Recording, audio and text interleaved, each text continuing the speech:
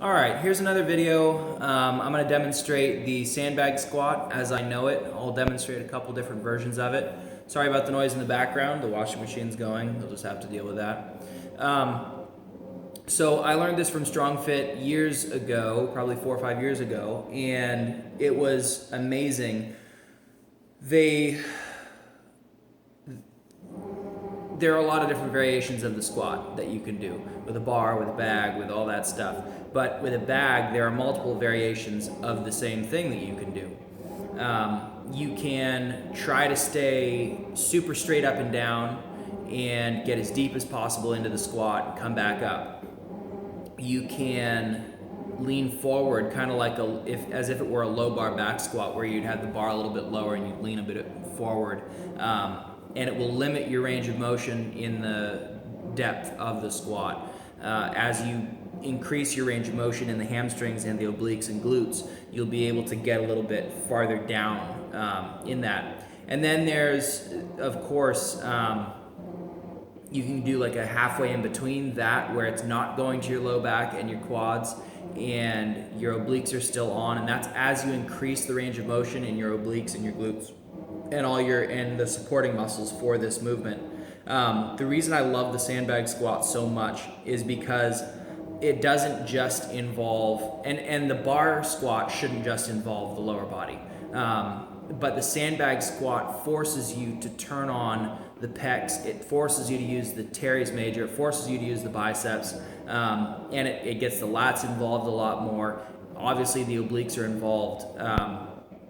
I really enjoy it for that reason. It's a lot more of a full body workout. It's pressing on your organs, so it's making you fight to have to use your diaphragm, so you actually have to breathe correctly. And it'll get you winded, it'll get you out of breath, and it will trash your lower end for sure. The beautiful thing about it is that it's low on the West scale. So weight, eccentric, and skill is the West scale.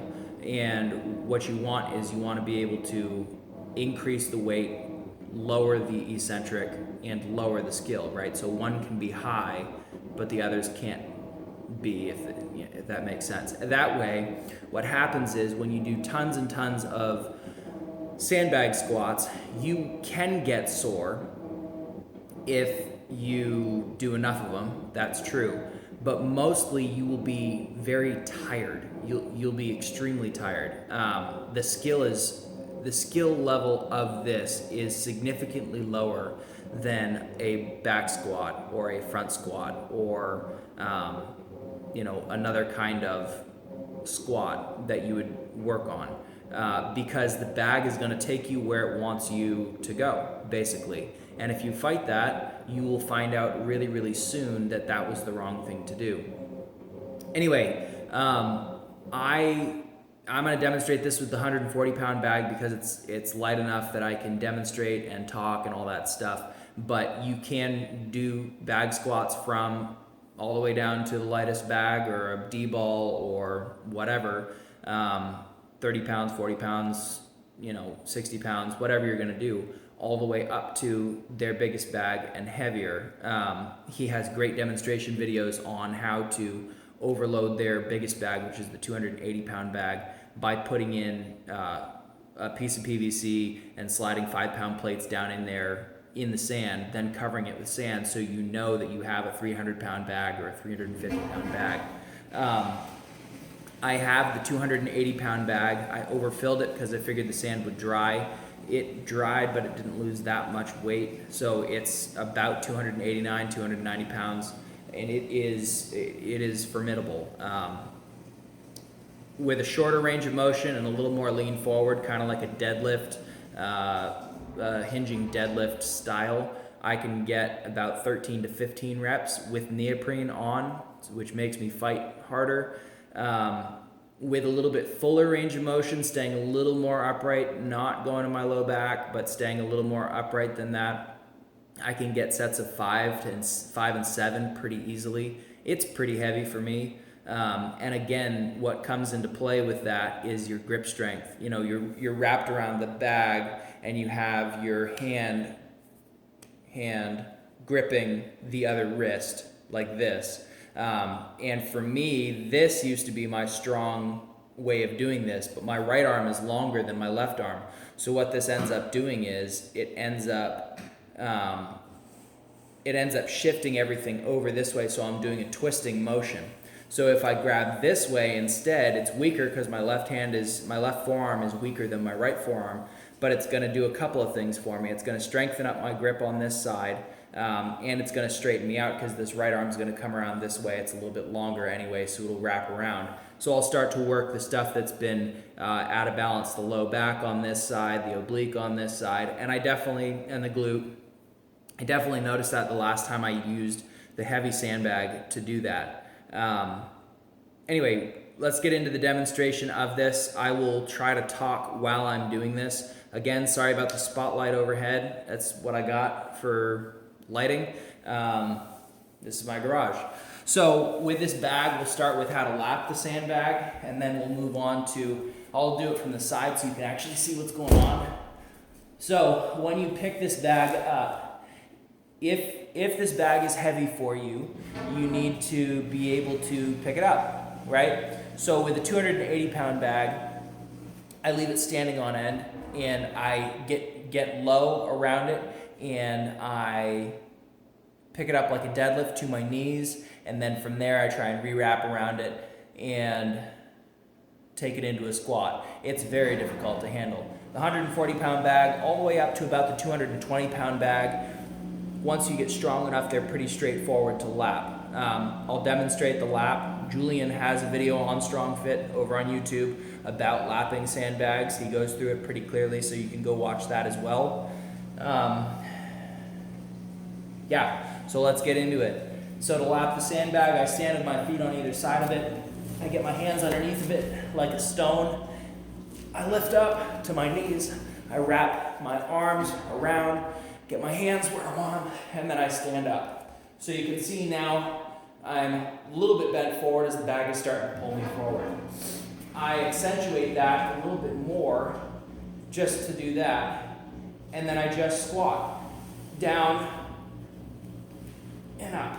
So notice my range of motion is naturally ending where my inhale is going to end. So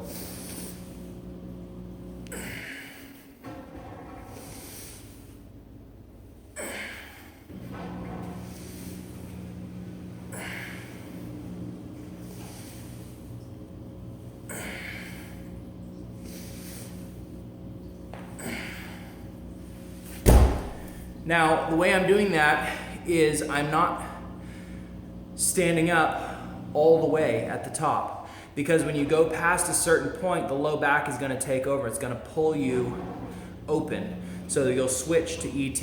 Your low back is going to start to really blow up. The way I'm doing it, I'm trying to stay in the glutes, trying to stay in the obliques, trying to stay in the mid-back. Not trying to stay in the mid-back, but it does happen. There's another way to do this where you stay super straight up and down, which is the way that I first did this. It looks like a really, really straight up and down, like a goblet squat, right? And that's gonna push you towards the quads, it's gonna push you towards the low back, and it's gonna push you towards the traps a little bit more. That's the first way that I did this back in the day. It wasn't my favorite, and I ended up hurting in my knees and my quads a lot from doing it, especially from slamming to the bottom of the range of motion. So feet can be a little bit closer, you'll be a little straighter up and down. See, I'm back, and I can get deeper in the squat.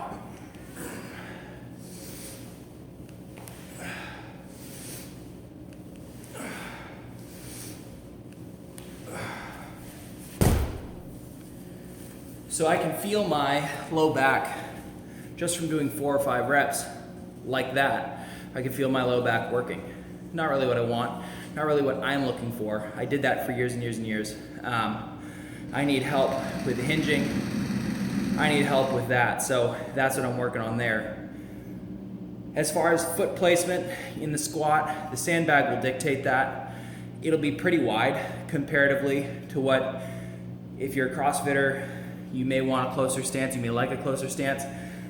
It's gonna feel really natural, whatever stance you land in, because the sandbag is just gonna force you to do what you have to get out of the way and to be able to get there. I would suggest trying this with the low bar style, with the upper body tipped forward a bit. That's really gonna take the pressure off the low back, and it's gonna put it on the obliques and the glutes and the hamstrings. And you're gonna limit your range of motion. It's gonna be great. So try this out. You can do whatever rep ranges you want to. I've done everything from 1 or 2 reps with the heaviest bag to 50, 60, 70 reps with the lightest bag that I have. You can do whatever you want. You can do max sets, you can do intervals, you can do every minute on the minute, you can do any kind of programming with it. It's just like a back squat. It just involves a little bit more of your body. It's a little bit tougher to do, tougher to wrangle these bags. Anyway, give it a try. That's my demonstration. If you have questions on it, ask me in the comments. I'll do my best to respond.